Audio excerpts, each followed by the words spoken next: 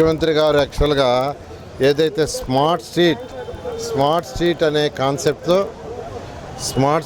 కాన్సెప్ట్తో నెల్లూరులో స్టార్ట్ చేశారో అది 123 మున్సిపాలిటీలో స్టార్ట్ చేయాలని ముఖ్యమంత్రి గారు ఆదేశించారు. మా మెఫ్మా వాళ్ళు యాక్చువల్గా దాని మీద డిజైన్ చేసి 7 మున్సిపాలిటీస్లో ఆర్డర్స్ ఇచ్చారు. 7 మున్సిపాలిటీలో టెండర్లు కొన్నిట్లో పిలిచారు, కొన్నిట్లో పిలుస్తున్నారు.